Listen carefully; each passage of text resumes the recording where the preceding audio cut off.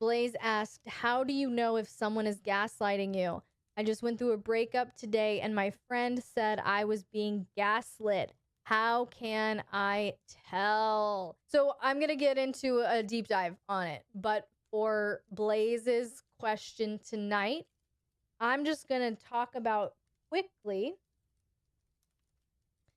some ways that you can self-identify, some emotions or thoughts or feelings that will come up in you that indicate that you're being gaslit. And I'm also going to share with you 5 big techniques that a gaslighter will use.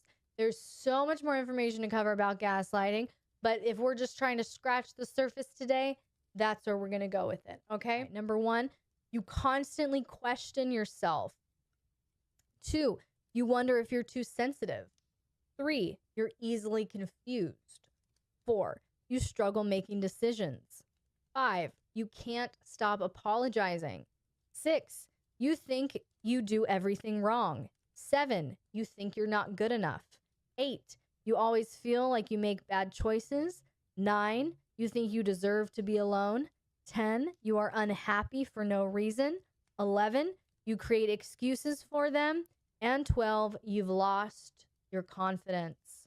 So these are signs that that you are the victim of chronic gaslighting, because the purpose of gaslighting is to kill the victim's voice, and it's to kill the victim's ability to trust their own internal compass, their own intuition, their own thoughts, their own feelings, their own judgments. And the gaslighter will tell you, yep, me too. The gaslighter will tell you that you're wrong. You're not remembering correctly, all of these things. All right. Let me follow that up with 5 of the biggest techniques that gaslighters will use to gaslight. Number 1 being withholding.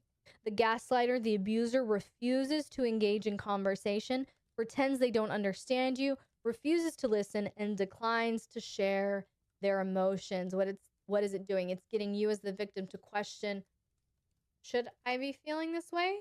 Am I feeling something wrong? Should I not have said anything about how I feel? It's all to get you to second guess yourself. The second gaslighting technique is countering. The manipulator, the gaslighter, questions the victim's memory of events in spite of the fact that the victim remembers things correctly.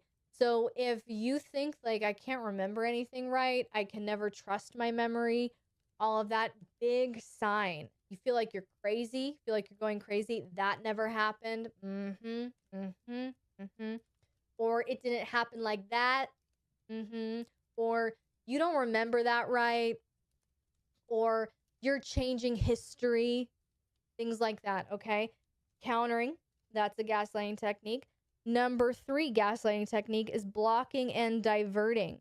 The abuser changes the focus of a conversation and questions the victim's credibility instead. So this is often what happens when the abuser is getting cornered. Maybe the victim starts standing up for themselves and going, no, that is what happened. That is what I remember. And the moment the abuser sees that the victim is actually starting to get a little bit of their voice, a little bit of their power, right? We got to shut that down. And so we block and we divert and we change the focus and we question the victim's credibility. Okay? I didn't say it like that. You never listen. 4, trivializing.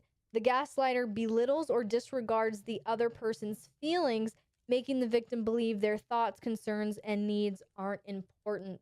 Again, the purpose of gaslighting techniques, what we're covering right now, is to get the victim to crumble, because they don't have a backbone anymore. They can't trust themselves. They can't trust their intuition. They can't trust their thoughts, their feelings. And therefore, if you can't trust your own thoughts, your emotions, your judgments, your perspectives, if you can't trust any of that, what will it do? It will make you dependent on someone else. It will make you reliant on someone else's opinions, reliant on someone else's judgment, reliant on someone else's wisdom or thoughts, because you don't have it in of yourself anymore. That's really the end game to this, and it's very, very insidious. And the 5th big technique here is forgetting and denial. The abuser pretends to forget things or how they happened. They may deny having said something or accuse the victim of making things up. So, again, there's a lot more to dig into, but these are 5 big ones.